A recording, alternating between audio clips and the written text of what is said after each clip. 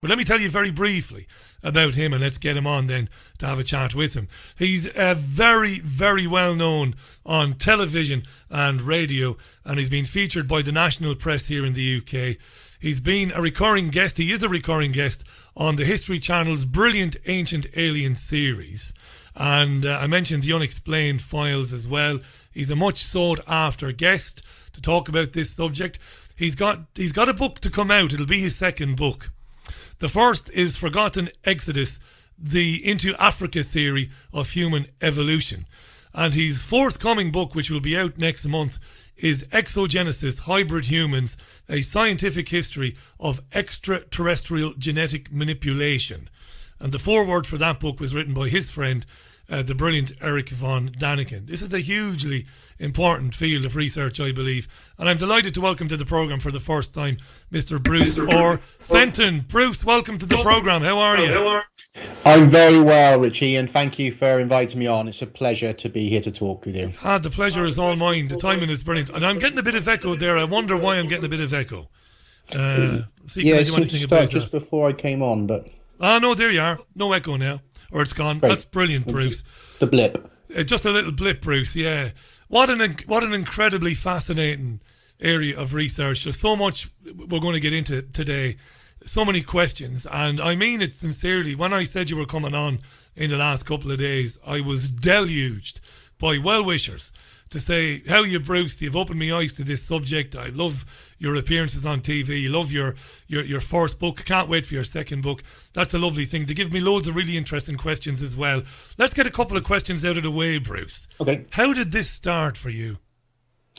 Well, this line of research goes right back to when I was very young. When I was about 12 years old, my grandmother used to give me these little tea cards. I don't know if you ever saw these, but it was Tai-Fu, I think it was. They had collectible cards that would come with tea leaves.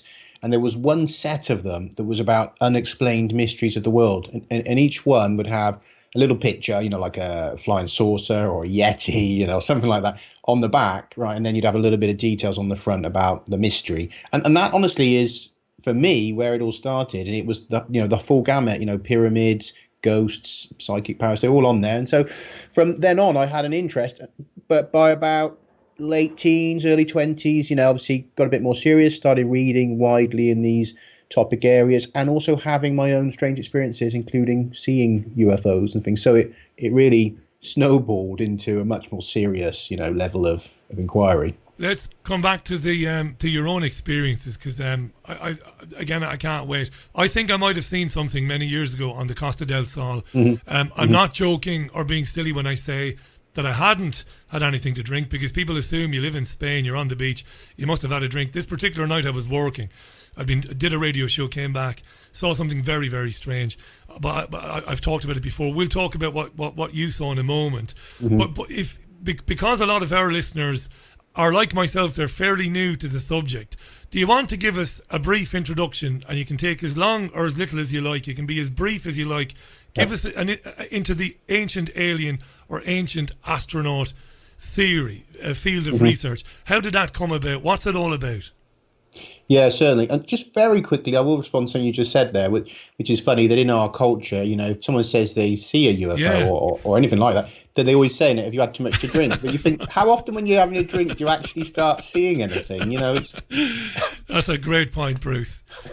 Most of the time you're too busy speaking to somebody or dancing or making a fool of yourself. That's a great point. Absolutely. But people do. When I've said that to my friends, they said, Richie, come on, we know you like the occasional Bacardi. You're living on the Costa del Sol. You must have had. I didn't, and neither did the person who was with me. A brilliant point, Bruce. So the overview of the ancient astronaut, ancient alien field of research. Tell us about it. Right. I mean, really, it goes back. Well, you could say it goes back into the centuries. In terms of some of the reports that we see engraved in Egyptian hieroglyphs, which tackle non-human entities. We also have, famously, there's evidence within Sumerian encryptions that they may have encountered some kind of extraterrestrials. But if you look into the modern era, I think that the real, let's say, the fascination with the topic really began with two happenings: the publishing of Eric von Daniken's book Chariots of the Gods, and at the same time, well, months apart, you had the release of the film 2001: A Space Odyssey. Now, both of which tackle this idea that in the distant prehistoric past, some kind of extraterrestrial intelligence had been active on this planet and potentially had, either engineered humans or had in some way given us, intelligence, knowledge, and had kind of kickstarted this human journey for us. And I think between those, I see it as a seminal point because, literally in the same year, you have this kind of massive upswelling of interest in this topic through both, the written word and the cinematic experience. I mean, those are, to me, you could say it's the seminal year of the ancient astronaut theory. Now, there's a difference there because, of course, 2001: A Space Odyssey is dealing more with our interaction with the technologies rather than directly with, a biological being, whereas Erich von Daniken tends more towards the idea that, there were these kind of teacher beings that came to Earth, interacted with us, and left all kinds of records, as well as helped with giving us the information to build structures, like the pyramids and whatnot, that they gave us all this information. So you've got an interesting split there between the two kinds of aliens, if you like, these kind of post-biological, these technologies, AI, all of that side of it, or actual alien gods, if you like, that visit us. So yeah, that for me is really a seminal point in the story of why we're so interested in this topic. Brilliant. That's a great description, Bruce. Fantastic. And you mentioned the hieroglyphics there. Because you've been researching this now for so long, essentially since you were 12, and you say hieroglyphics, and it's just something that you take as second nature, I suppose. But for the rest of us who are new to it, let me tell you this, Bruce, it is an extraordinary thing when you see those hieroglyphics because they can't be explained away. They are obviously renditions of technology, of flying machines, and cannot be explained away as, well, that's just a coincidence or it was something else. It's obvious what they are. I mean, that's mind-blowing stuff, right? It is, and particularly when you sort of extrapolate out from the whole planet, and you look at cultures, whether in the Middle East, again, the Sumerians, and then, of course, go Egypt, North Africa, and they go across the world and you'll find indigenous people in the jungles, the Amazon jungle that talk about visitation, even in European very early cultures, you've got the discussion of some kind of visitation, interaction with teacher beings. This theme is really universal across our planet, and that should be again a red flag to people as to that there must be a core truth here, that instead of this idea that just we all just would our ancestors were all kind of delusional, and that they all just kept dreaming up this idea of contact. I mean, we've got to say, what's more reasonable, that everyone was kind of balmy back then, right? Or that there is a genuine causal factor, that there's some kind of global contact or a dissemination of information between cultures, from a real contact event. I certainly don't think our ancestors were just all, round the bend. I mean, it is really an unfair way to kind of to look at it, that, why would they be so different to us? They had the same brains, they were capable of all the same kind of higher thinking. There's no reason to think that they were just, all morons or something. Brilliant point, isn't it? Because when I've had discussions, particularly back during my days in Spain, when I would get people who would come on maybe after I'd spoken to somebody about this subject, and they would be very dismissive of it, and I would put that very point to them. I would say to them, well, why thousands of years ago, at a time when communication, or at least we were told that we couldn't communicate, there were no telephones, there were no letters, you didn't even have pigeons carrying notes. Why were people in Central America seeing the same things and recording the same things as people in other parts of the world? And what I found was that people who were dismissive, they were just stubborn, Bruce. They just didn't want to answer that, because to me there's no explaining that away. Something was going on. It was a global thing, and there couldn't have been collusion between people. It couldn't have been happening.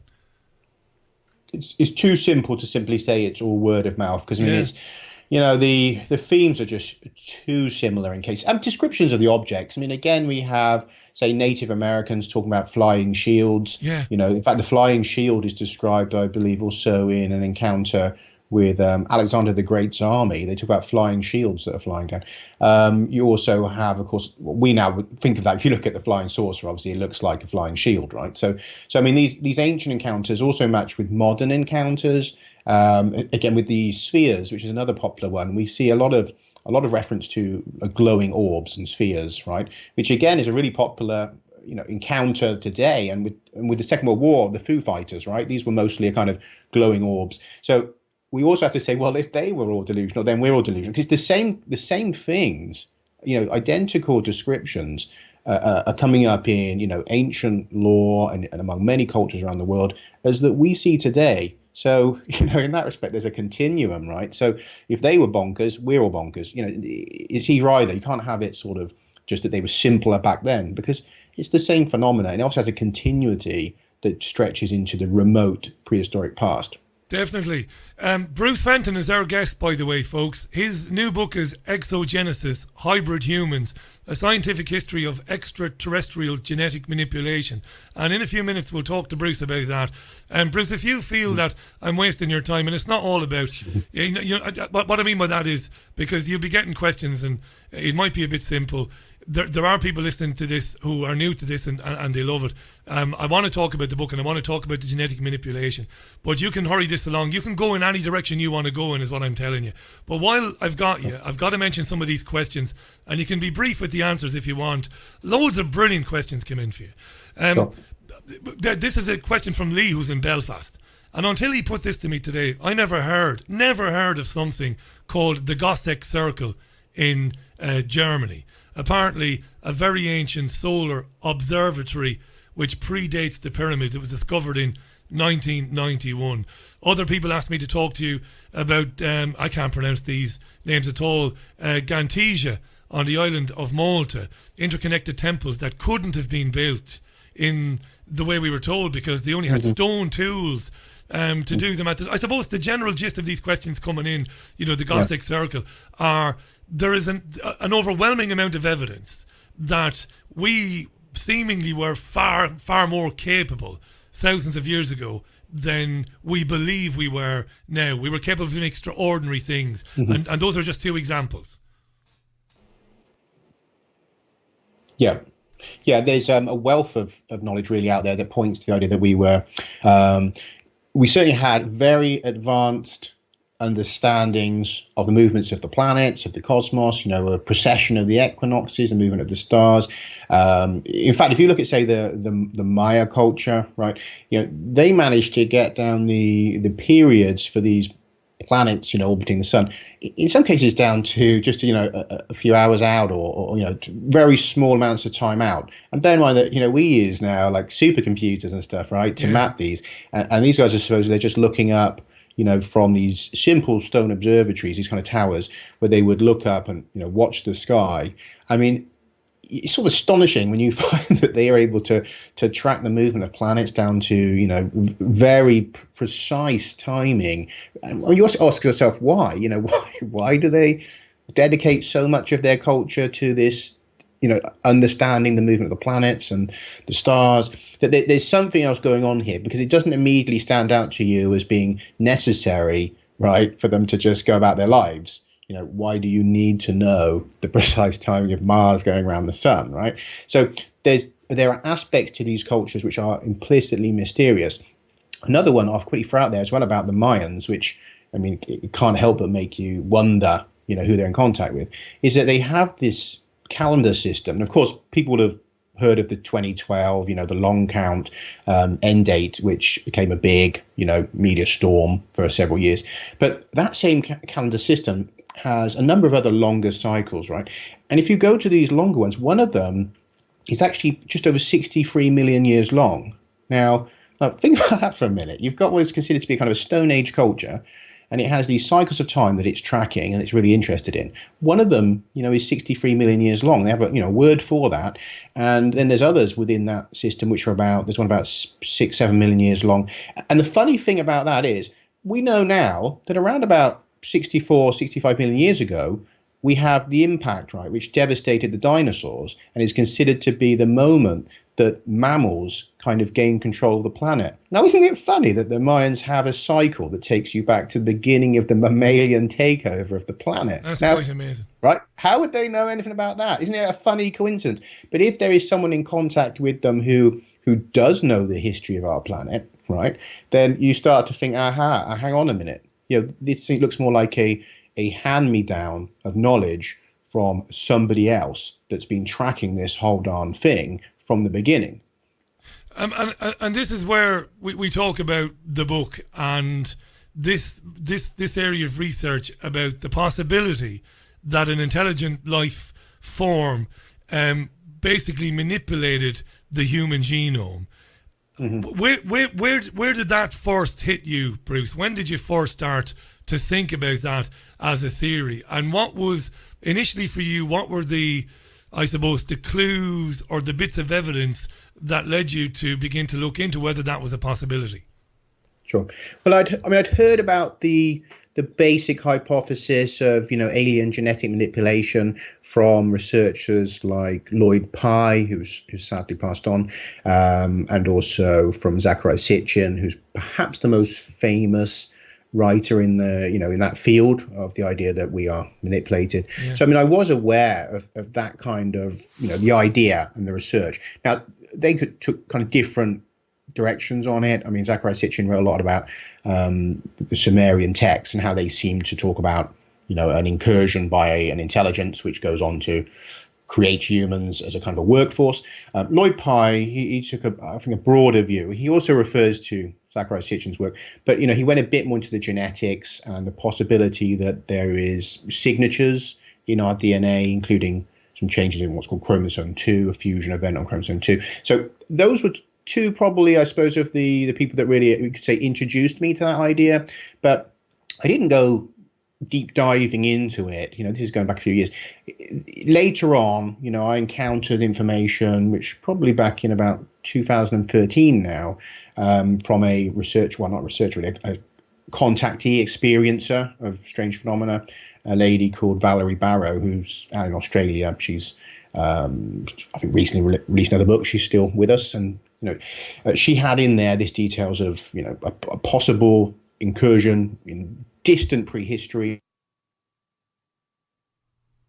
of what happened and how she came to know this. It's a kind of bigger story, but that's kind of what got me again interested in the topic, was information in her particular work. This is absolutely extraordinary. You mentioned Lloyd Pye, because Lloyd used to come on the radio show with me in Spain years ago, before he passed away, and he was a real gentleman, Lloyd. Mm-hmm. He used to talk about a Star Child skull. Because you mentioned him, and because we have loads of time, Bruce, well, as much as you want, we've got loads of time. Do you want to remind our listeners, because I'll make a hash of it, about the Star Child skull? Because I remain convinced to this day that Lloyd was right, or at the very least, Lloyd was totally genuine and believed that he was right. Tell us about the Star Child skull. Yeah, the Star Child skull is, it's a sort of mystery going back to the discovery of a very oddly shaped skull that was found in a cave site down in, I believe, in Mexico, if I have it correct, that they recovered this child's skull, but it was next to another, a woman's skull, which now is understood to be the mother, who had a normal human skull. This one was quite sort of bulbous, and it was quite sort of, it looked a bit like hydrocephaly. That's one of the things that was explored. Was it hydrocephaly? Was the skull inflated due to liquid on the brain? But it had a very uniform look to it, and that's kind of unusual in any genetic conditions. Usually you'd have, misshapen skull. This was very uniform. So, on both left and right hemispheres was the same.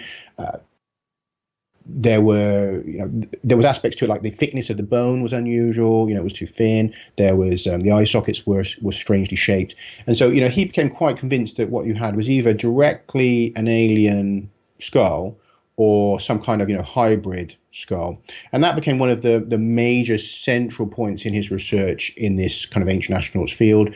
Was the quest to kind of unravel the secrets to this skull. Now, a couple of years back, there was a team assembled who did full analysis, took through everything at this.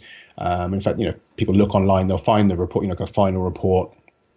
And it concludes that if you look at the genetics, this child had human parents, right? A human mother, a human father. Looking at the haplogroups, you can kind of see that it's related to the local indigenous Indian tribe in that region, right? So the idea that it's directly an alien from space, right, that's kind of removed. Now, a lot of people have got to the position of, okay, well, then this is solved, right? And dismiss this, it's solved. But I don't quite agree there, because we have a couple of other issues in this. There's a couple of other ones I want to come to as well quickly. People will probably be familiar with the Atacama mummy as well, which was quite a big story. This tiny little fetus that had an odd head shape. Right, so I'm going to put a few things here together, because I'm going to say there's 3 different mysteries that I think are possibly related and possibly can solved by the same argument. So if you look at the Atacama mummy, which was a big hoo-ha about that, and it was in a documentary film by Stephen Greer, the ufologist.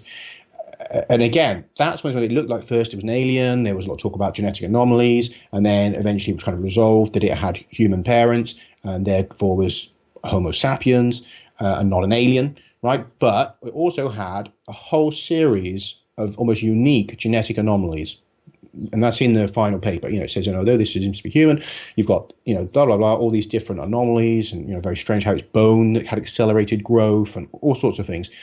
Now, the third one I want to bring up is down in Peru. There was a set of mummies found in a cave system there, and that's been a feature of a kind of a documentary series on Gaia, which people can look at, these alien mummies. And again, the press covered that, mostly ridicule, but they covered it. And the DNA comes up as being anomalous. The skeletal structure is anomalous. But again, we have people saying these are just humans. Now, hang on a minute. And this is something that doesn't get covered much. So this is a simplistic view, because people are expecting that you're going to just find, an actual alien, and it's going to have some sort of, alien DNA. And first of all, we don't even know if aliens have DNA, right? Which is a problem. But secondly, if this is, an intelligence that's manipulating humans rather than just dumping humans on, aliens on Earth, we should be very careful of just saying, well, the DNA says it's human. Because if you're looking at it and it looks completely mutated, right, and has a very alien-looking physiology, it could well be that what we're looking at is something like a CRISPR gene editing technology, far in advance of anything we have, which is modifying human embryos and is creating these kind of anomalous humanoids, right? And that is something you don't see covered. So I don't dismiss any of these on the basis that the DNA suggests they're human. I think we have to be very careful with that, because if there's something modifying us, it doesn't need to use alien DNA. It just needs to understand our DNA to the nth degree and is able to modify us as it pleases. Bruce Fenton is our guest, and Bruce is hugely popular. He's got a new book coming out real soon. It'll be available at all good bookshops and online bookshops as well.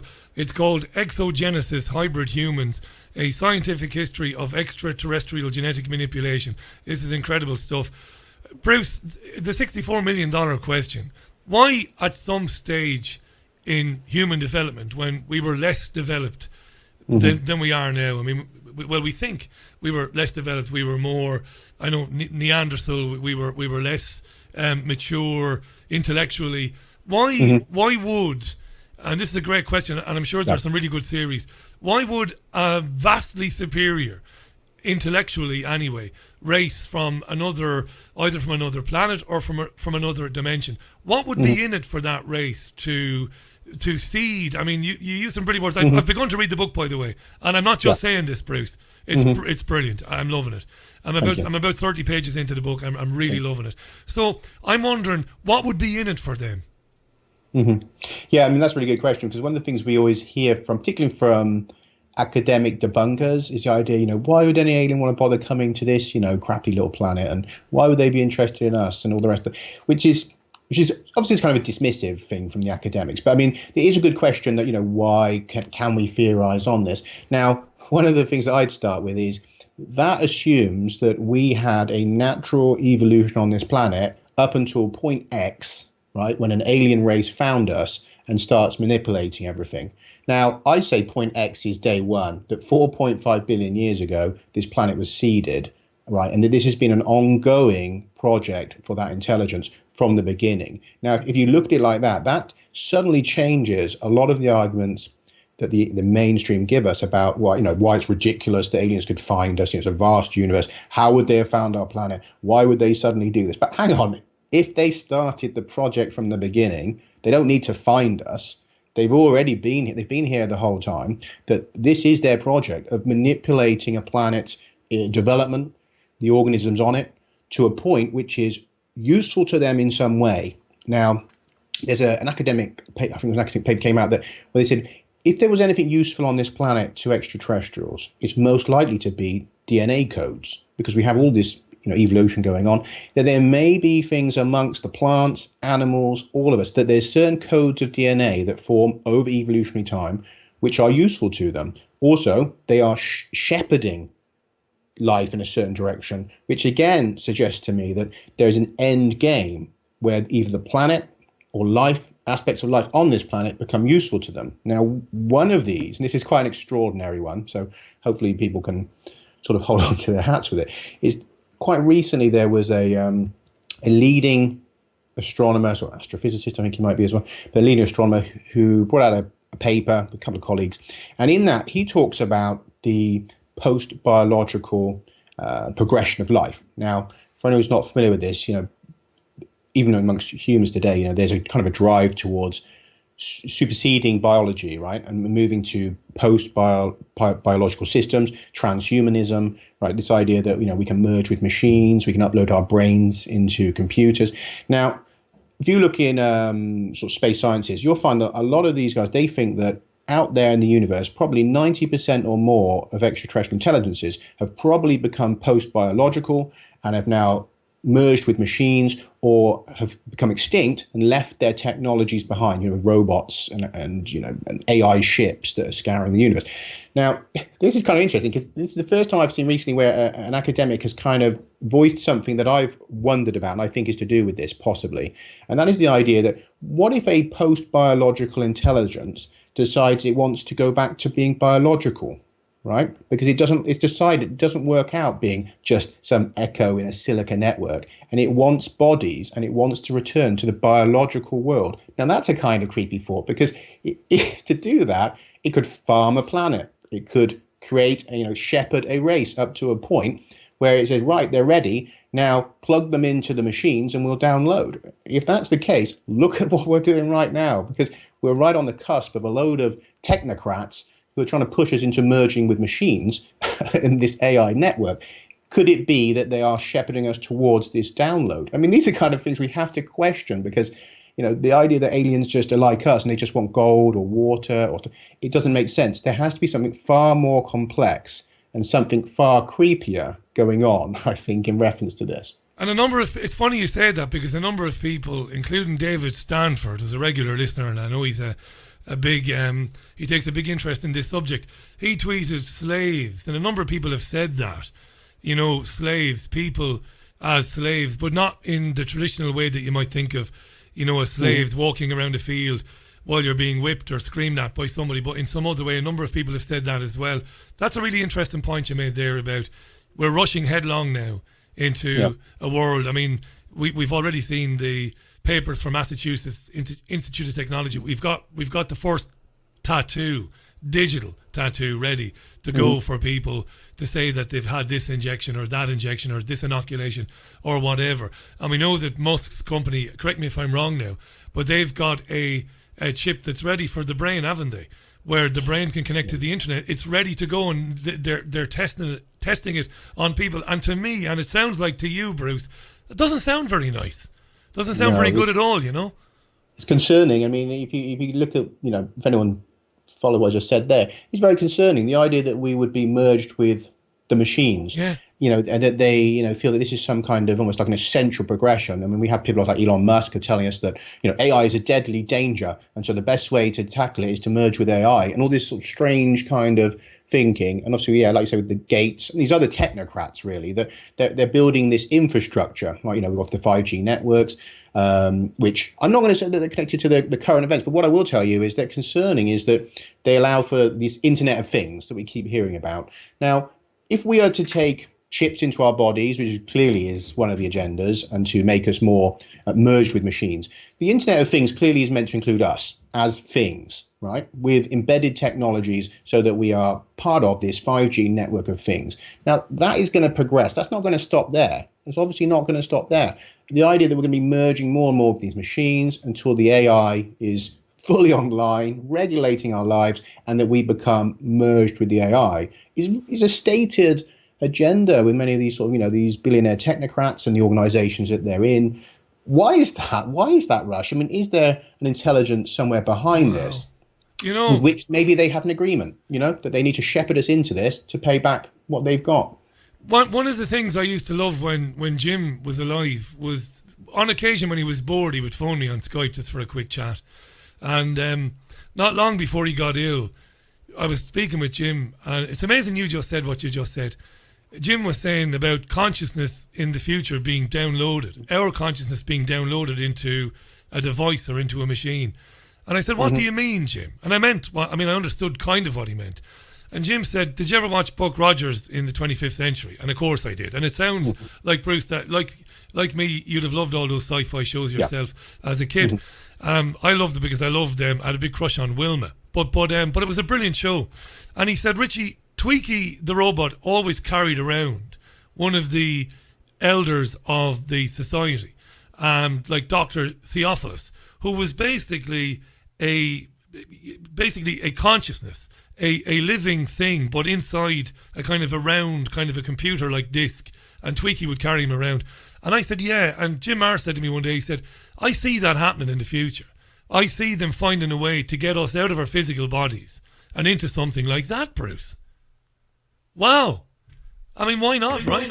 Yes, that's kind of the direction it's heading. And again, I had this conversation recently that, that can be a two-way street, because, if we are being told that, yes, it's going to be wonderful, we can all upload to the cloud or up to some silicon network and we'll be immortal and live there.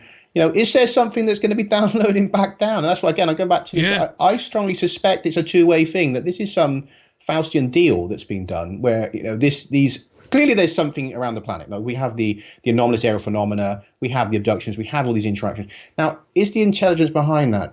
Is it in one of these silicon networks somewhere out, by the moon or whatever, waiting for us to complete the architecture where we upload into that system and they download and they get the bodies? Because I'm concerned, but that maybe I'm not saying it is that, but it's concerning when you look at the real world and where we're going with the technologies, and when you hear leading astronomers talking about the idea of an advanced alien race downloading. Again, it's not something that's come up from the deep paranoias of my mind. You can find, there's an article about this from a leading, astronomer saying there's no particular reason that we should think this is a one-way street where you can only upload, that it should also be possible to then download into biology, right? Because if you can do it one way, you can do it the other way.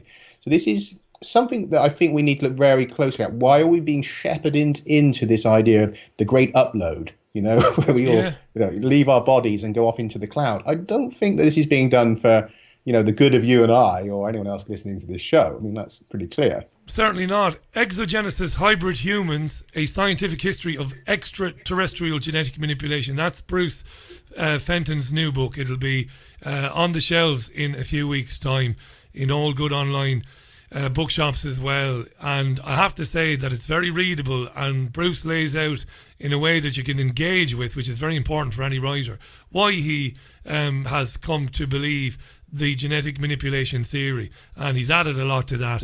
You've got to check that out. I'm mindful of something. Rich Terrell was a very famous NASA guy. He was on this program a couple of years ago, and he was trying to convince me that we shouldn't worry too much about artificial intelligence, because he said eventually artificial intelligence will just get bored of this planet and it will go off and explore different worlds and galaxies all by itself, and it won't do humans any harm. And I remember thinking at the time, well, that's a bet that I wouldn't be prepared to make personally. And listening to you now talk about, the two-way street, you upload all your consciousness, you leave the physical body for a promise of immortality. Well, why couldn't some intelligent race then download that? That's a brilliant point you've made there. Listeners are bombarding me, Bruce, to ask me, are major events like the COVID-19 pandemic, do you then view them with suspicion because of the suggestions that we are offered as a result of these pandemics. Certain people say problem, reaction, solution. So do you look at COVID-19 and can you take that into your own research and say, yeah, there's something going on with that? Yeah, absolutely. I mean, in fact, one of the important sources in the book is Professor Chandra Wickramasinghe, who's a legendary astrobiologist, mathematician, worked with Fred Hoyle, who was kind of a legendary astronomer who has now passed on. But they're really the founders of the panspermia kind of debate, which is the idea that life is abundant in the universe and it travels as particles. You've got viruses and bacteria and stuff that are floating around on bits of dust and they land on planets. And that really you have to think of galaxies as ecosystems, right? That there's life transferring between planets via meteorites and comets and stuff. And that, the whole thing is kind of a closed system. It's not Earth is a system, that we are part of the Milky Way system, right? And he tackles all this. He has come out with a few really great papers just recently on this pandemic. And he's, in fact, in November, he suggested that we might be about to see a new pandemic, right in November, before this happened, because there was an asteroid that came down into the region near the region of China where this begins. And he suspected that it had put viral spores into the atmosphere and that we were about to see a viral rain and that we would see a new novel virus and an outbreak. Why am I saying this in November? So I'm just put that in. Bruce, this is amazing, and there's proof, is there, that he said this in November? I'm not calling you a liar, but just for our listeners. No, it's out there. Particularly, people go to the website of the Cosmic Tusk. And that's a site that usually deals with the Younger Dryas impact event. Yeah. But the guy that runs it was so fascinated with what Chandra had said and the fact that it started happening that he's been uploading all of Chandra's recent papers with collaborators. There's a number of other scientists. It's not just him on his own that have been uploading papers saying that we feel that this is a novel extraterrestrial virus. And that if you look at the way it's disseminated around the world, almost immediately that matches with it raining down. Right, because we're now seeing that it was almost everywhere in December. Right, it was appearing. And they said the other thing you'll notice, they said, is if it's one of these kind of viral rains, that the first infections, the people that are infected directly from the raining down, they will have a more dangerous form of the infection. And if you look at it in Wuhan, people seem to be dying and they were collapsing and stuff. And he said, but the secondary infections, person to person, will be very weak. And again, that's what we've seen now. We have this very weak virus that isn't really doing anything. Like, let's be honest, it's not really doing anything to anyone who's healthy. I mean, if you are immune compromised, then look, everything is dangerous for you. I mean, you have not really an immune system, right? So then everything is dangerous. So he points this out, and that's what we're seeing. That's a pattern we're seeing. There's elements of the virus itself, novel proteins and stuff in there, which are kind of baffling the scientists. Some people are saying that's because it's engineered.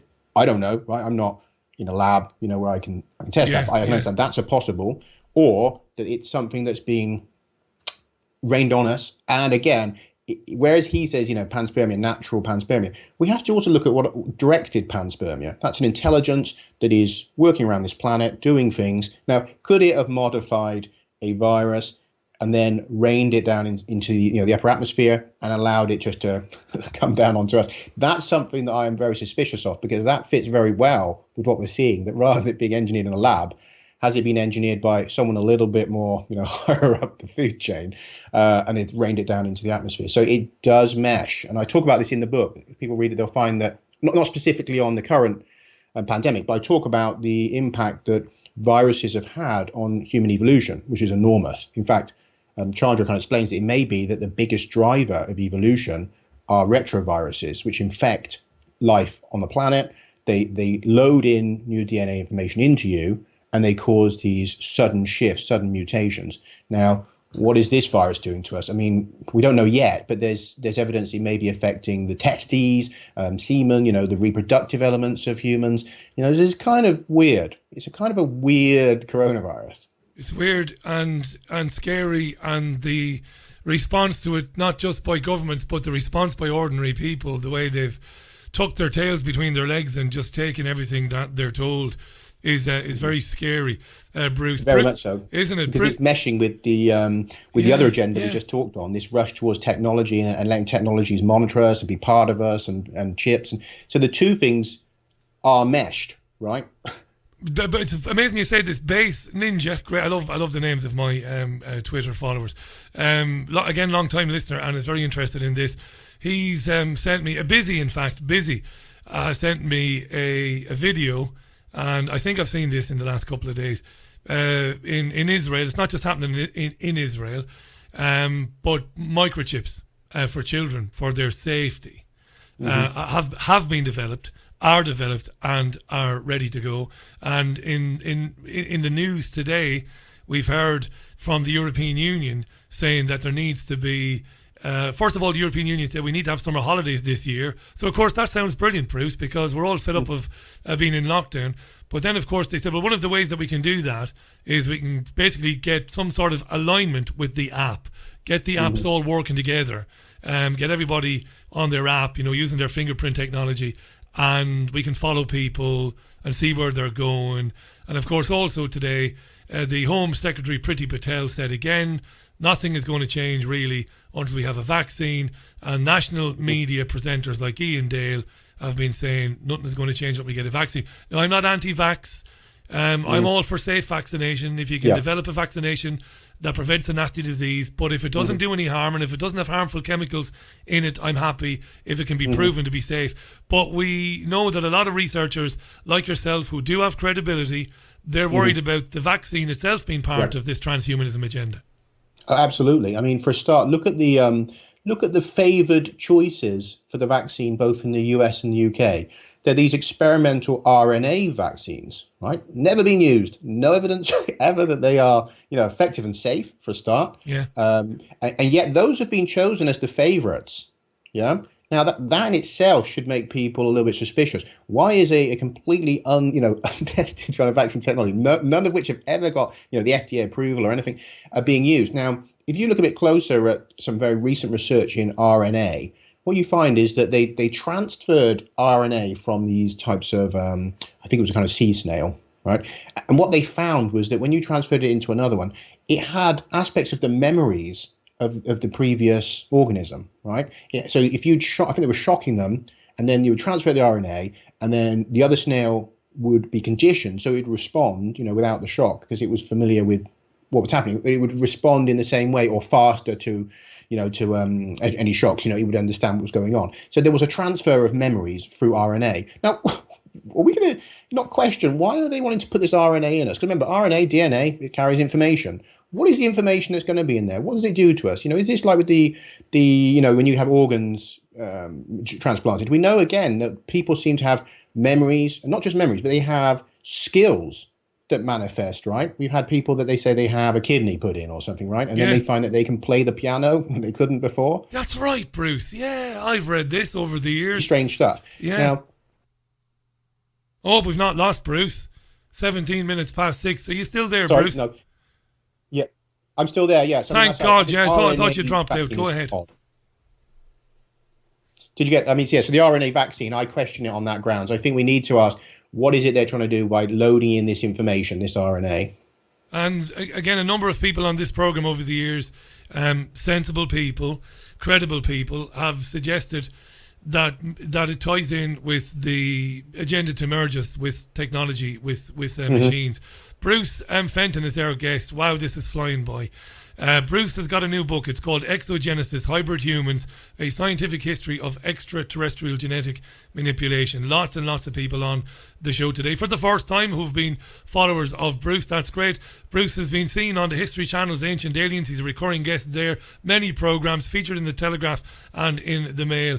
And as enjoyable as this is, and it really is enjoyable, it's very serious too, because I'm more convinced than ever that this is a very important field of research that maybe before we took as very... Do you get that feeling, Bruce, sometimes that over the years we've been very entertained by this subject, which is not a bad thing, because it's kind of opening a door, but at the same time we have to take it seriously.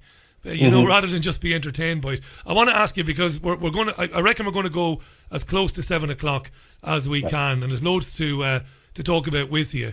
You mentioned to me today about SETI, the Search for Extraterrestrial Intelligence, which I would have believed was a great thing, that they were putting out radio messages, that they really wanted to, find and explore extraterrestrial intelligence in other worlds, but you're not convinced of that, and I'll ask you why in a second. And you also mentioned your own experiences. Let's let's go to that, because if I don't bring you back to that, they'll kill me. You mentioned earlier on that over the years you've had a couple of encounters. Bruce, what happened? Yeah, I mean, one of the first one that I have, which I've, has always stuck out to me particularly, was back in, well, I'm 43 now. When I was about 19, I had an encounter out in Gloucestershire, out near a place called Malmesbury, which is kind of the middle of nowhere, fields and the odd village out there, not much out there. We were coming back from someone's house. There was 5 of us in the car. So again, it wasn't one person on their own going loony or whatever people want to suggest. Yeah. And we noticed this object in the sky, a glowing white light, single point kind of object. But the strange thing about it was kind of jumping around the sky. I mean, so we literally pulled in, got out, and we're looking up, and this thing would be flying along in one direction, and then, bip, gone, and it would be on another part of the sky and going in a different direction, maybe going up, next thing it's going down, then it's going left, and it was just teleporting around the sky. So we were looking at thinking, I'm thinking to myself, well, there's no way that I can imagine that we have an aeroplane, right, that is like that. So either we have extraterrestrials in the sky, right, flying around in some kind of teleporting ship, or that we have had some kind of transfer of technology and information from an extraterrestrial race, which has allowed a secret project to build these things, because that's just too far ahead. Particularly, this would have been, the early 90s, the idea that we had a teleporting aeroplane. I mean, I'm not willing to believe that we developed something like that in the 90s. I don't think we would have by now. I mean, realistically, it's just such a big jump, isn't it? Like teleporting technology. Yeah. So that was the first encounter I had, which really made me think, there's something else interacting with us here. And then another one I had was, I was living in Essex, working in a London bank back in about 2001, this would have been. I was outside in the garden watching a astronomical alignment that was going on at the time. And from one side of the sky came these glowing orange orbs, probably about a dozen of them in a loose kind of formation. And they just literally whizzed across from one horizon to other in probably about 20 seconds or something, 30 seconds. Unbelievable, and just stayed in this formation and just went whizzing over. And now, again, today people might say, Chinese fire balloons. Well, if Chinese fire balloons can do sort of, faster than jet planes crossing the sky, then, great, because as far as I know, they only travel with the wind, right? And on top of that, the fact they stayed in a formation, again, it doesn't really fit with that. And of course, this was before we really had that phenomena of these Chinese balloons. So, I mean, that was another major kind of event what I've seen. But I've seen a couple of other things. I've seen what I guess people would call a cigar-shaped craft over my parents' house in Gloucestershire and Stroud. So, it's like 3 lights in a row on the craft, totally silent craft. That just came over and then kind of vanished, really. Just so I've had my own encounters with what people call UFOs, aerial vehicles, because of I'll come to that really. That's really, really, really interesting. Do you know what I think might be going on there? It might sound a bit silly, a bit immature, but maybe because of your own interest and research into this subject, this field of research, maybe something or somebody is basically tipping you a nod, saying hello to you, maybe. I've often wondered about that. Yeah, I think there's an interaction. Yeah, I do think there's a consciousness interaction with a lot of these phenomena. The more I've been involved in them, the more things I've had, psychical events, telepathic events. I've had sort of time slips. I've had, look, the full gamut, really. And I do think, it's one of those things, people say the more you look into the abyss, the more the abyss looks back to you. And I think there's some absolute truth to that if you talk to any of these researchers into these phenomena, I think most will say that they begin to have strange synchronicities and meetings with odd, either odd people or odd beings, or, that they have a flow of strangeness that starts to build up as you try to do your research. Yeah. And it does seem that, you kind of prompt something, like poking the nest with your stick once you start looking into it. Bruce, this is terrific stuff. I've got a few quick-fire questions for you because, again, I do get really abused afterwards when I do have a researcher as fascinating as you on, because they all want their questions asked. So a few quick-fire questions. If something is steering us in the way you very eloquently described earlier on towards this, taking consciousness out of the human body, uploading it to where it might be then manipulated and downloaded, and you said that very well, that's not nice, that's malevolent. A question you've probably heard too many times, you're bored of hearing it. Might there be other intelligent life forms or forces that might be in conflict with one another. I don't mean a celestial battle, but another form of intelligence that might not like that, and that might actually be working to kind of aid and abet us in that struggle. Absolutely. I would say that, in fact, that's pretty much the underlying premise of why this book exists. Brilliant. That this information would not have come to me if there wasn't another party that is trying to get this information to the public rapidly. That the seed of this book is with a contact experience with this lady in Australia who encountered an object, an artifact, which is in the possession of I believe in the Arente people, Aboriginal people of the Central Australian Plains, and that these people have an artifact, which they say is from the creation time when humans were created, and it encodes information and it shares information. She had an encounter with this artifact, and she had a voice to skull and visual images to skull experience in which it gave her a complete lost history of the human experience and of this interaction between a benevolent, or at least non-malevolent, group of intelligences, which returned to us this backstory of how we were created, that there is a malevolent party at work on our planet, and that there are other groups that are not malevolent, which are trying to give us a bit of a heads up as to what's happening and make us aware that we have this genetic relationship to another group, and that, we need to try and make a right choice here, who it is we're going to be working with, because at the moment we're sliding dangerously towards the other group. We're going in that technological direction. Exogenesis, Hybrid Humans is Bruce's new book, and as Bruce just said there, it deals with this sacred Aboriginal artifact. There's discussion in the book about a colony ship that was identified, NASA studies. It doesn't get any more interesting than this. And what about these UFOs, Bruce, that we talked about at the very top of the interview? 2 or 3 weeks ago, the Pentagon says, look at this, we accept that they are unidentified, they are anomalous, we don't know what they are. Everybody gets excited, but you've got a kind of a more suspicious mind when these things happen. What's going on? I have. I mean, one of the things that I think doesn't get played up enough in that story is the fact that the objects, a lot of them, because it wasn't just the one, we have the video, but we know that there were a lot of these things over the battle group over a period of several days. Now, the witnesses who are there and the people involved have said, that these things were tracked on their systems for several days, and that this is in an area where you have some of the most advanced, powerful surveillance equipment of the US employed on islands, on the battle group itself, in the plains. This is not an area that you can just sneak into, right? And there's a whole fleet of these things are above the battle group. Now, the question people aren't really asking is, why was it ignored, right? Because in the end, the engagement was due to a lower level officer who said, right, let's get a plane up there to investigate, after days of being tracked by these. Now, this wasn't the battle group commanders.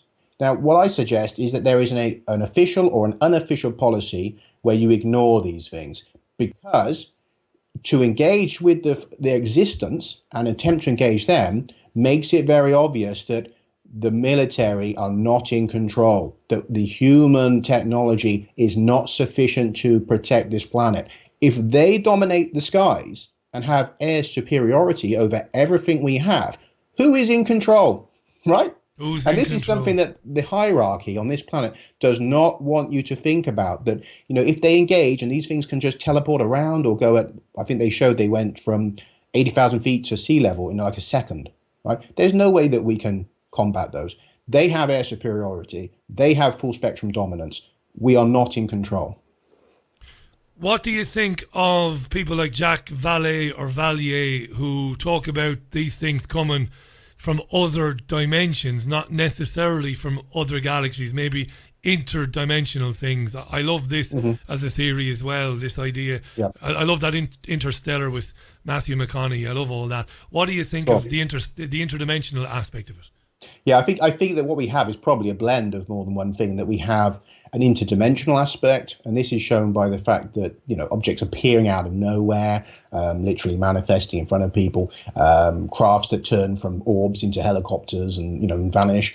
That we also have, of course, the shamanic history of contact with them. And if you look at shamanic experiences of people in the Amazon jungle, right, particularly on ayahuasca and these, consciousness altering hallucinogenic plants, a lot of the visions they have involve flying saucers and grey aliens and reptilians. The exact same things people are saying they see in these, what we call, I guess, waking physical consciousness contacts.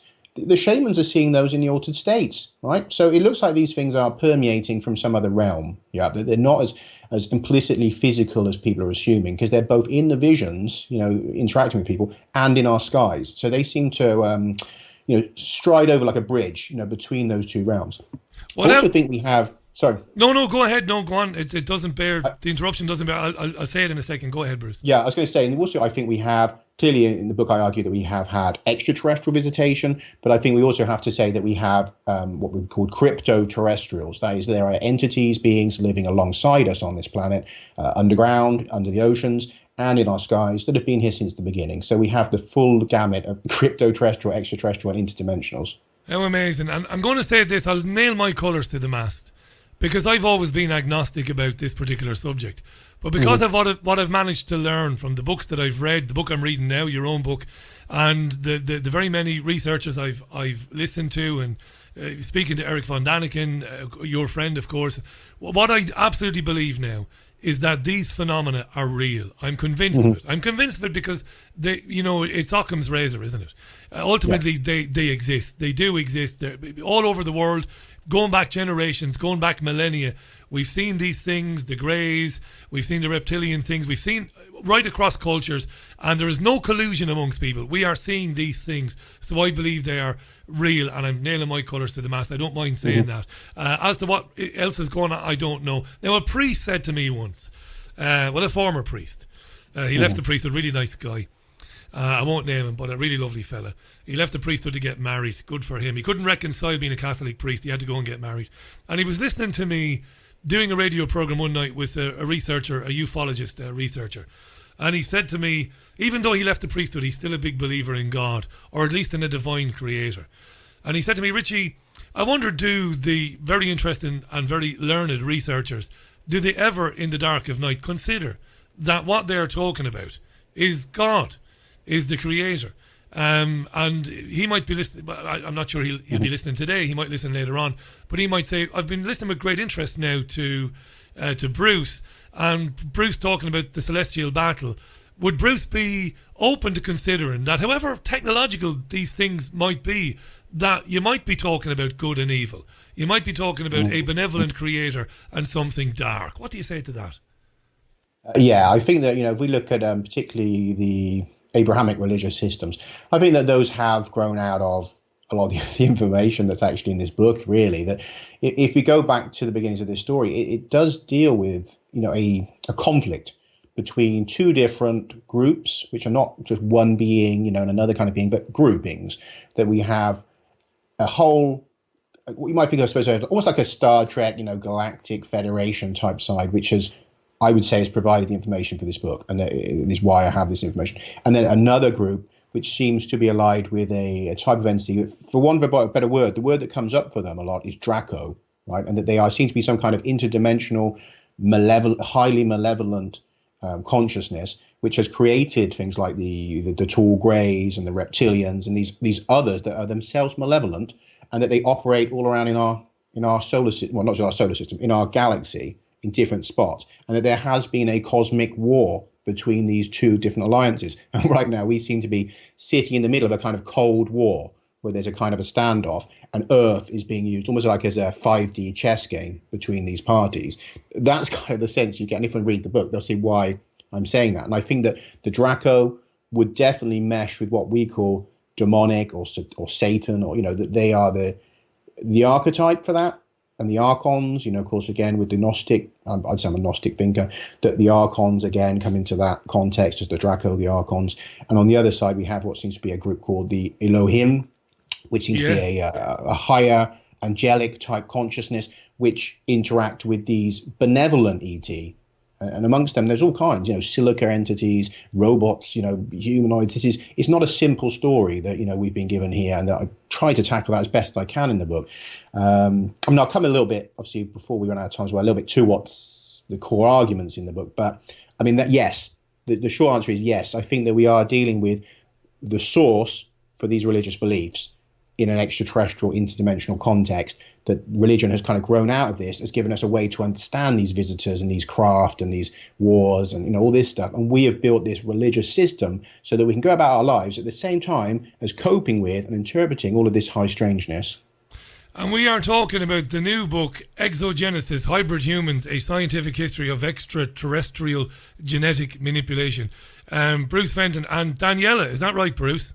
Yeah. We've got to give a mention to Daniela, of course, who's obviously hugely important as well. Fascinating stuff. Again, a couple of quick fire questions. Look, I get asked this all the time, and I'm getting asked this on Twitter.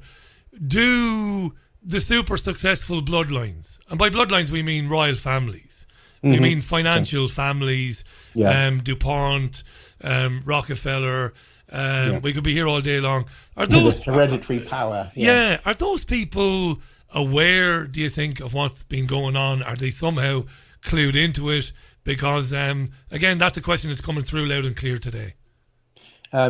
From my perspective, and having talked to people that have had direct experiences with them and with their, they're in that level of our society, should we say, that yes, definitely. I mean, I've talked to those. I mean, again, I can't. I don't want to implicate people, but I mean, I know people that are related to some of these powerful banking families. I've also, talked to people that are living in that elite world who said there was one person. I'll give you an example. Who they'd bought a stately home and had this estates and all this, and they told this person who I know, who their family is connected to them, said that she was having experiences where she would see transparent reptilian humanoid entities coming out of rooms in the house and stuff, and was freaked out. She bought this, big house, and she'd heard rumors that before she had it, the people there had been into the occult and had been doing rituals and stuff, and was seeing these transparent reptilian entities appearing in the house and stuff. So, I mean, when you hear direct accounts from people that, again, they would never come out in public, this person, and say any of that, but because they know my interest, are willing to have a private conversation about it, right?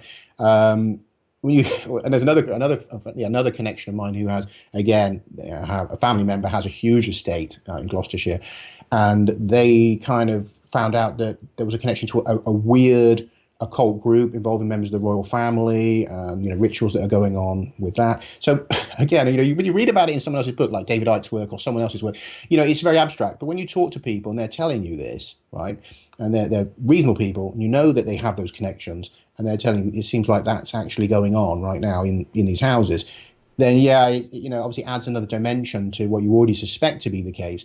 And I think these people do know. I think that there's an active participation. And then we read about these victims who say that they have memories of not only abuse, but ritual, what they call usually satanic ritual abuse. That's a very common theme. And, you may probably remember that was it the satanic panic back in the 80s? And then they were saying that it was just a kind of mental delusion, that all these people were remembering being abused as children in ritual abuse. And there was a whole campaign to discredit it. And if it turned out the group that was running the campaign, the guy had been accused of abusing his niece, right? And so he had a vested interest in getting this dismissed as people having delusions, right? That's right, yeah. And I've spoken to a very lovely lady called Sandra Fecht, whom you might have come across. She's a psychotherapist.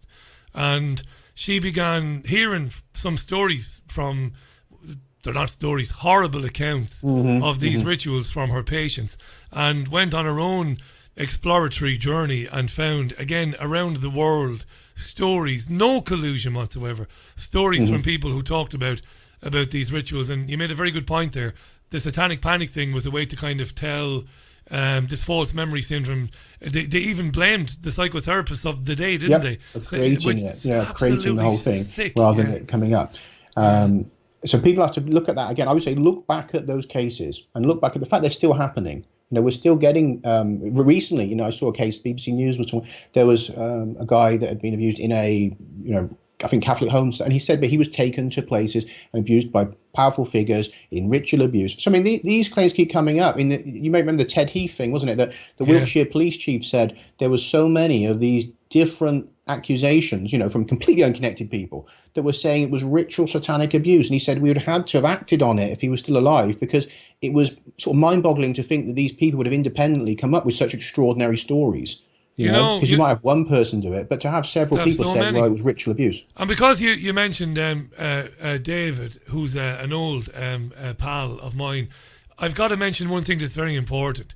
When Heath was alive, because so many people came to see David Icke on the Isle of Wight to tell him what Heath had done to them, believing them to be telling the truth because they gave him material evidence to support their claims, David went public and said Heath was a filthy child abuser and child murderer, and he challenged Heath to sue him.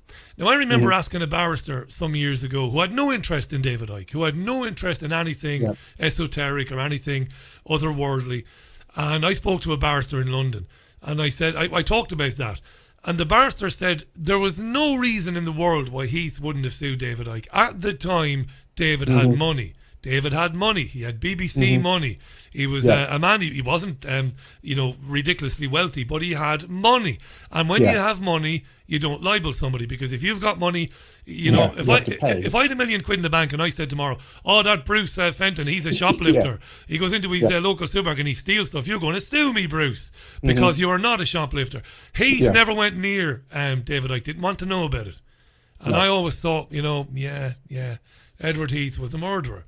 And I've had people on the program telling me that. I've heard from protection officers who said that children, and we're not talking dozens now, but some kids were thrown overboard off the Morning Cloud.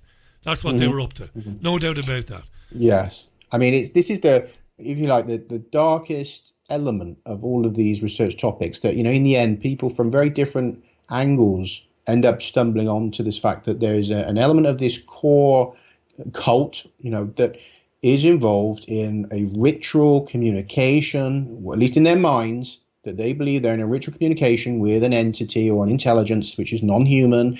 Now we can call that alien, interdimensional, or whatever we want. And they believe that it can give them power, and that they are doing these rituals in that belief. Now, I would change the language we use, because we're talking about Satanism. I don't think this is Satanism. I think it's Dracoism. Because I think this is not like your satanic pal, maybe pagan, who believes in the horned god in the woods. This is not that guy, right? This is something much darker. This is something that wants them to go out, and ritually abuse children. Right? The average Satanist is not doing that. Okay, I'd like to clarify that. That's where, again, they get hidden behind that. People go, well, Satanism's not that bad. It's probably not, because that's not what these people are doing. They're in contact with something else, this Draco consciousness, something that is really, really malevolent, and that has a long history in this, in my understanding, has an interest that goes into this abuse and creation of energy of abusing children for some reason. Yeah. We don't even understand what it is. You've gone a bit quiet there, Bruce. There was a click and you've just gone a bit quiet, like you've stepped about 100 metres away from the mic there. Sorry. You've just gone a little bit quiet. I can give you a bit of gain there on the desk, but you just dropped out a bit there, because you were just coming to I mean, it's all been fascinating, but on this particular subject, before we move off this subject, again, it correlates with something that Icke said to me many years ago. They might say Satanism, people might think it's Satanism, but it's something different. The prepubescent energy of the child is of great value to these entities, but not only that, by doing so much damage, it sends an energy into the environment, into the atmosphere, a dark energy, which is useful to these entities as well, which I found fascinating. Yes, I mean, that is part of what you find with this research. I mean, I don't specifically tackle that in the book, but yeah, that is something that comes up again and again in my personal research, and that it does relate to these, I believe, to these Draco, and that they are thoroughly what we'd have to call evil, right?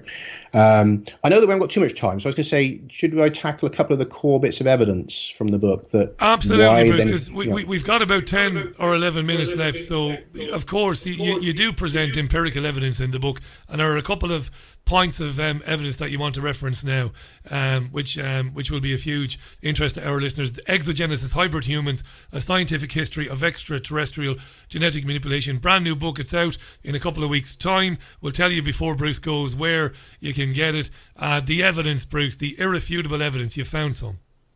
Yes. Amazingly enough, it's actually hidden in NASA papers. I wouldn't have gone looking for it without this, contact with Valerie Barrow over in Australia, which led me to this story. But what you find is that around 780,000 years ago, there was a huge object in orbit around our planet. Now, this is in NASA papers, right? You wouldn't probably have heard about it, but they have realized that there was something kilometers across made of about 80% silica that was orbiting our planet at that point. Now, how we know that is because we find debris from it. It appears that this object exploded in orbit. The debris rained down across around 20 to 30% of the planet's surface, mostly over Australia, but also up to Southeast Asia and down to Antarctica. And this material, reveals a complex chemistry, including an anomalously high level of silica, which you don't find in any other comets, asteroids, meteorites, around 80%. There is a mystery about this stuff because for decades, two different camps of scientists have been arguing, was it from a impact on Earth, from some kind of asteroid, or was it a piece of the moon that got blown off by an event? Because there's aspects to it that don't fit quite with either, right? So they've been locked into this debate all the way up till now. It's still not solved, because what you find is that some of the debris clearly formed in space.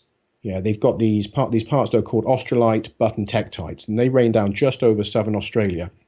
They're shaped like a little shield, sort of like a nose cone of a craft, and they know that that's from coming down through the atmosphere, right? And so you have this problem. They said also because of the angle they've come down at, and there are aspects to it. They know that the object was in orbit when it exploded. Now, the planet's not supposed to have to capture large asteroids and comets in orbit. They either hit us or they accelerated past by sort of gravity acceleration that we use on probes and stuff, right?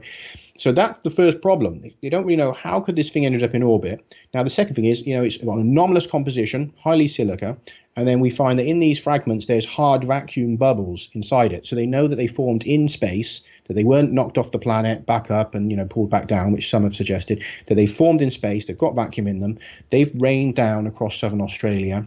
Now, keep in mind, I went looking at this because in this transmission from this artifact, it says a giant silica craft came to this planet, hundreds of thousands of years ago, and was destroyed in orbit, was ambushed and destroyed in orbit. And I'm thinking, well, it's a wild claim. Could there be evidence for it, right? Turns out that yes, that there's a 100-year-long mystery in science about this strange silica object which explodes in orbit around our planet. And again, people can check this. Google what I'm saying. I'm not making it up. They're NASA papers that don't get discussed very much, but they argue this has to be in orbit. Now, the other part I'll race on to, because clearly people can look into this, and I have, I can't be answer questions to them if they want online. But also the second point, of course, is this genetic side to it, which is also argued in this transmission from this artifact that there was an event following shortly afterwards. Sorry, there's two events, actually. The first one is 5 years later, there is a deliberate asteroid bombardment of our planet, right? From all sides. There's a bombardment of underground bases of these other entities that are here, a kind of a revenge mission by another part of this federation that's more hostile than the first craft, and that comes in and warns them to leave, and then they don't all go, so it begins a bombardment. Now, I thought, well, if that really happened, we should have some kind of geological evidence, right? I thought, well, I was surprised I hadn't heard of it. I thought if it's real, we'd have heard of it, like the way we have the dinosaur bombardment, because this sounds mega, right? Turns out that the reason why we hadn't heard of it is because it was only just detected in 2017, I think, or 2016, a German geological... No. ...in Germany, they have found Bruce, bombardment, and guess when it was? 780,000 years ago. Bruce, we just Same lost... timing as when the... We just lost you just briefly. You dropped out just when you were talking about the German discovery. Can you tell us that again? Just the last 15, 20 seconds, because we lost you. Yes, sure. Sorry. That this German team, they have found impact sites distributed around the world, including down in Central America, down in Australia, Southeast Asia, that suggest that our planet was hit from multiple directions by large asteroids 780,000 years ago, and that these were not parts of one, breaking up of a single object, but each one has a different chemical composition. So there were separate objects bombarding us from all sides. Wow. Now, that's exactly what this message says to this lady. It says that there's a mission where they deliberately push these things down towards the planet and use them like a bombardment to hit underground bases. Now we know that this, consider this, she published her book in 2003, long before these German geologists found this, right? And the third point, of course, is the genetic engineering, which very quickly I'll leap on to, because the third most important one, I suppose, obviously the book's about genetic engineering, is the claim that survivors from the mothership come down. They land in southern Australia at a place called Gosford in the Broken Bay waters near Gosford. The survivors go on to decide that they cannot themselves live on this planet because they lack their technologies that would have supported them, because they intended to genetically modify themselves over time to be able to inhabit this planet.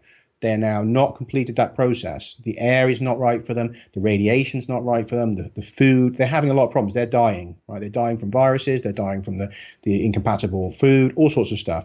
They realized that to continue the basic premise of their mission to basically regain Earth back into this kind of alliance control and to redirect it away from these negative entities, that the best bet is to modify a suitable existing hominin on this planet. And so they take some examples from this hominin species that are present, and they begin a process of genetic modification in them to create what they feel will be a kind of a blend of ET and Earth life that can maintain this mission that they want to change the planet, and that they themselves, and this is where it gets into the strange consciousness shift side of it, that they themselves can incarnate into upon their deaths, which is a very, for a lot of people this seems a bit far out, but that's kind of what the information comes across. Now, the important part here is the genetic anomalies, right? Because you can say, okay, that's all well and good as a story, but is there support for this? And the fact is there's a wealth of support. And I was actually astonished to find that not only do we have chromosome 2, which Lloyd Pye was kind of very much focused on, right? Because we have this strange merging of 2 human chromosomes, and it becomes universal. Every human today has 46 chromosomes rather than 48. We know that ancestral hominins had 48. They all vanish, right? We don't get a small population of humans with 46 and the rest with 48 like you'd expect. Instead, all the others vanish. There's a complete takeover. Yeah. We now know that chromosome is on a point which has an influence on reproduction, immunity, the brain. There's deletions at the site. So it's not only that it's merged, information has been removed, other information has been added with additions and deletions. This confers such a great benefit that group goes on to take over the entire world. Right? All other hominins are replaced. They said the benefit of this has to be, this is from the scientists, saying it has to be an astonishing kind of upgrade to mean that it replaces all other humans on the planet.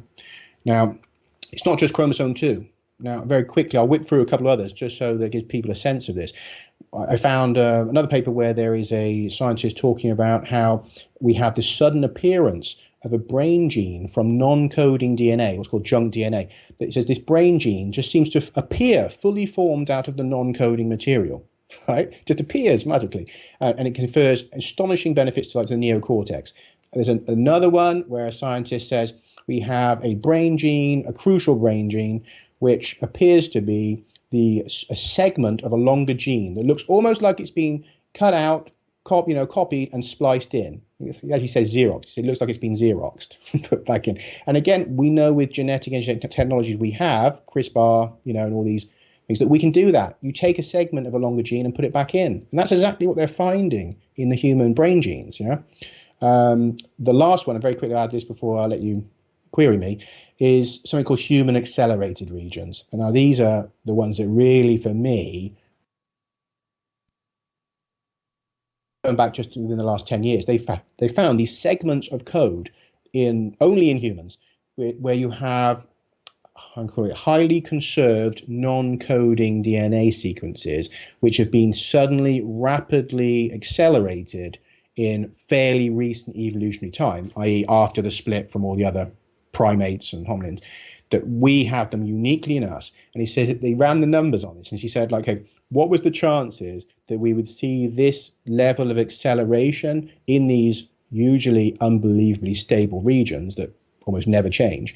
And they found that it crunched out a zero chance, that there was a zero chance of what they'd see. Right? That's a good chance to get to, isn't it? If you think there's an anomaly. Yeah. And that's what they've given us. And these regions are crucial for the brain development. Nearly all of them are to do with brain development. And there's hundreds of them. And you detail these in the book, and you present the evidence in the book. Okay. The book, of course, is Exogenesis, Hybrid Humans, a scientific history of extraterrestrial genetic manipulation. There's a foreword by the great Eric von Daniken. It's mind-blowing stuff, Bruce. I know that's a real cliche, but it really is. What I'd like to do is get you back in the near future, because there's a number of questions that came in which are really interesting. Many of them are just asking for your opinion on things that you will know quite a bit about, things like Project Bluebeam and other things which would be nice to shoot the breeze about. But the genetic mutations and anomalies like the brain gene, these are fascinating, and of course they are worthy of further research by geneticists, aren't they? Yeah. And this is I suppose a guy like you, Bruce, this is your ultimate aim. Get people in academia to take it seriously. They should take it seriously, and to say, all right, Bruce, we'll meet you halfway and we'll go and look into this. But they don't. And something that really bugs me, before I give you the final word, we've got about 5 minutes, something that really bugs me, and it's a bit of a giveaway. I mentioned earlier on that for a lot of people, ufology and these areas of research, ancient aliens, was an entertaining thing. So you would have thought that if you didn't believe any of it, your reaction would be, well, it's very entertaining, but I don't believe any of it. But that's not their reaction. They go crazy and try to discredit people and abuse people and put websites up denouncing people as fakes and stuff like that. And that's when my curiosity is piqued, Bruce.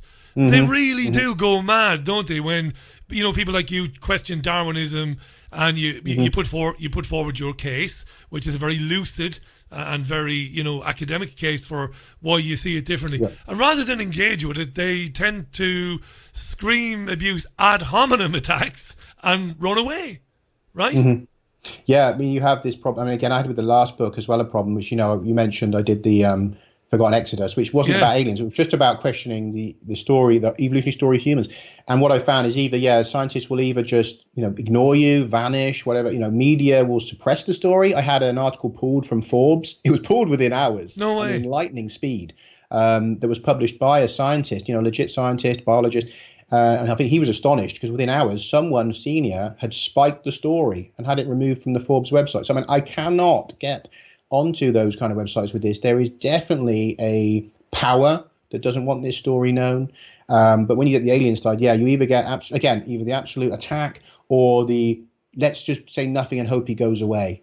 Isn't that just right? Total silence. You get either. It's either the mad ramblings of people just trying to dismiss you and discredit you, or total silence and the hope that you'll vanish. As a journalist, it's the most frustrating, and sometimes it's disgusting, because I watched you, I watched videos, I listened to you very carefully, and I thought, here's a really good guy who knows what he's talking about, and he's got some very interesting theories, and he can back them up with evidence. Sometimes it's circumstantial, other times it seems to be hard evidence. So obviously what I want to do is I want to get somebody from academia to listen to that and maybe engage in a friendly discussion with somebody like you, but it's impossible. I tried reaching out to scientists. Again, a lot of people in these fields don't do that. They're a bit scared of scientists, right? They won't. They don't want their ideas examined by experts in case they fall apart, right, or something like that, or just assume it's not worth trying. But I have tried. I've contacted space scientists, astronomers and whatnot. And in the other book, I contacted so many like archaeologists and anthropologists and paleoanthropologists. It's so hard to get someone to engage, and that's the truth. It's not that I'm hiding this from anyone or I'm scared of having a conversation with with an academic on it. I've tried. I think they should be looking at what was this object in orbit, that explodes, and why are there these anomalies that have a 0% chance of being there? I want those academics to look, because I don't have a lab to do further testing. Absolutely. And why are German researchers finding evidence that basically not exonerates, but basically proves that a researcher back in 2003, as you mentioned earlier on, was absolutely right. Bruce's website is brucefenton.info. brucefenton.info/exogenesis. The new book is Exogenesis, Hybrid Humans. Bruce, when is it available and how do people pre-order it? Yeah, the book is going to be available on the 1st of June in the US. I believe in the UK that they've got it for around the 20th of June. We get a slightly later release, but it'll be on Audible on the 1st of June, which I understand it is universal. So anyone who uses Audible should be able to get it on that day. It's going to be available in bookshops. I don't know if they'll have it on the shelves, as you know. You'll be able to go in and ask for it. Yeah. Waterstones here in the UK are advertising it. They will be carrying it, so. Right. So yeah, Borders and Amazon, of course, has it. But yeah, any good bookshop, you should be able to go in at the least and ask if it's not there. Tell them to put that on the shelves. I'd appreciate that. And of course, probably I'll have some copies. If people want to contact me, and get it direct, which is better, of course, because as you probably know, royalties is not huge amounts to authors. So if people want to get it from me direct, that's appreciated as well. And yeah, of course, people can contact me and talk to me or Daniela. And Daniela also is, just to say quickly, I mentioned her much, but apart from helping with the research, she's also a professional psychic medium and a shamanic healer. So, I mean, she's given me a lot of the spiritual perspective in these stories. That's why, it's a bit of a blend with the hard science from my side, if you like, and some of the insights from her side. You might ask her to come on, Bruce. You might ask her. You might give her a nudge and get her to get in touch. We'd love to have her on. I'm sure my listeners would love to hear her. So brucefenton.info. The book is Exogenesis, Hybrid Humans. It's out, as Bruce said, the 1st of June in the US, around the 20th here, but it'll be on the digital copy available at the same time. Get onto the website and connect with Bruce, who's also on Twitter, and it's at ExogenesisHH, at ExogenesisHH on Twitter. It was an absolute pleasure to have you on, Bruce. I really enjoyed it. Thank you so much. I love it. And another time we talk more and maybe about the virus and all that. Love to have you on. I'll be wrecking your head in 6 to 8 weeks to get you to come back on. I loved having you on, Bruce. Thanks so much. Thanks so much for that.